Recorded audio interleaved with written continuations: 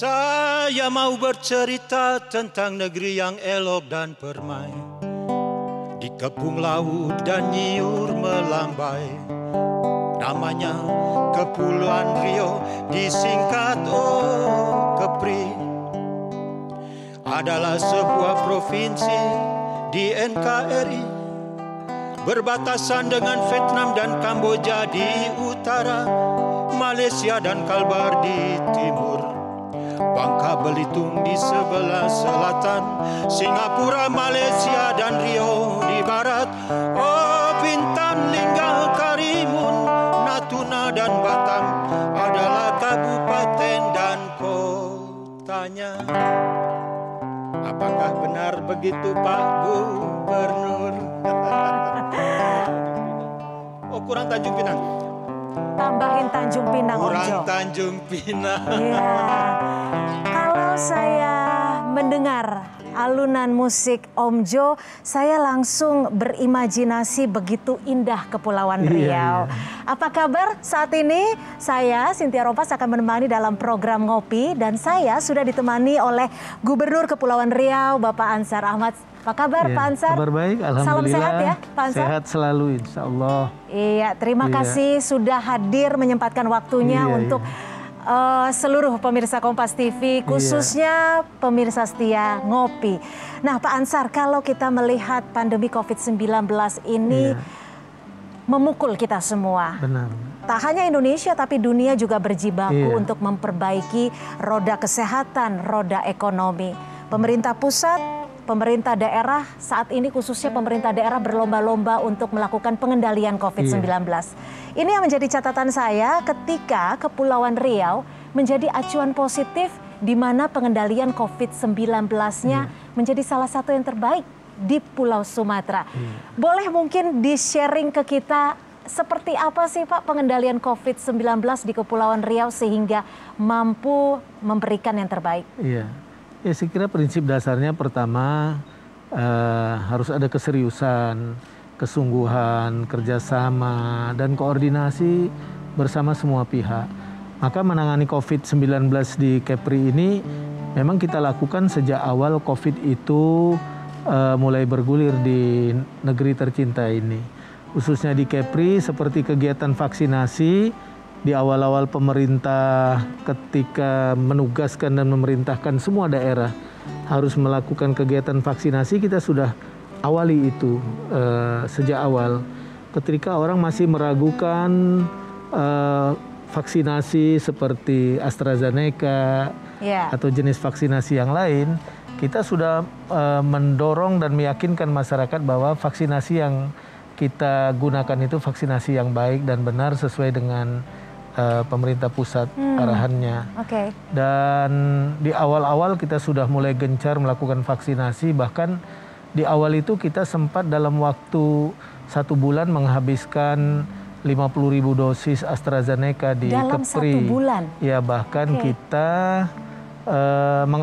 mengawalinya dengan tokoh-tokoh agama, tokoh-tokoh masyarakat, sehingga memberikan keyakinan ke masyarakat. Dan catatan kita, karena kerjasama kita bersama TNI, Polri, kemudian Badan Intelijen Negara, Kejaksaan, kemudian semua stakeholder, paguyuban, asosiasi, kita lakukan gerak langkah bersama. Saya bersama Forkompinda di sana, itu secara terjadwal kita keliling ke kabupaten kota. Mendorong, memotivasi para bupati wali kota sampai ke tingkat kecamatan, kita ikuti kegiatan vaksinasi itu. Dan bahkan TNI Polri punya paket-paket vaksinasi khusus. Seperti Polda di sana punya paket vaksinasi namanya nasi kapau. Nasi kapau bukan nasi Padang itu. Oh gitu. Tapi vaksinasi menjangkau pulau. Wah, jadi karena memang kepulauan karena kepulauan. Kemudian TNI AD punya paket vaksinasi Gurindam 12. Iya, mereka menyasar vaksinasi ke kawasan-kawasan di pelosok-pelosok daratan. Kemudian TNI AL dengan konsep serbuan vaksinasi TNI, mereka punya paket namanya vaksinasi masyarakat pesisir. Mereka juga melakukan hal itu. Memang Mbak, di Kepri itu sasaran targetnya jumlahnya tidak terlalu besar seperti di DKI, di Jawa Timur. Target kita tuh hanya hampir 1,7 juta yang harus kita vaksin. Tapi jangan kita lupakan, yang harus kita vaksin itu masyarakat Kepri yang berdomisili di 379 pulau. Dari 2.408 pulau yang ada di Kepri. Nah, itu sampai ke wilayah-wilayah perbatasan seperti Mas kita sampaikan itu yang berbatasan dengan Vietnam, Kamboja. Inilah yang menjadi catatan saya, Pak Ansar, ketika pasti akan ada kesulitan karena ini kan bicara kepulauan, bicara prinsip masyarakat. Artinya ada sinergitas dan juga ada literasi yang cukup memadai di Kepulauan Riau sehingga bisa tercapai seperti saat ini. Tapi apa Pak Ansar yang bisa menjadikan acuan bagi kita semua? Karena ini kan kepulauan, kesulitan-kesulitan apa yang saat itu ditemukan? Saya kira kesulitannya itu salah satu yang paling esensi itu adalah ketersediaan jaringan yang memadai. Karena semua kegiatan-kegiatan vaksinasi, laporan-laporan kegiatan yang namanya tracing, treatment, dan testing itu semua harus disampaikan melalui aplikasi. Dan tidak semua pulau-pulau kita memiliki jaringan yang memadai. Masih banyak yang blank spot. Sehingga kadangkala selalu terjadi delay data yang harusnya kita sampaikan ke pemerintah pusat. Maka kita lakukan secara manual dulu, kadangkala baru dibawa ke pusat-pusat puskesmas yang jaringannya baik.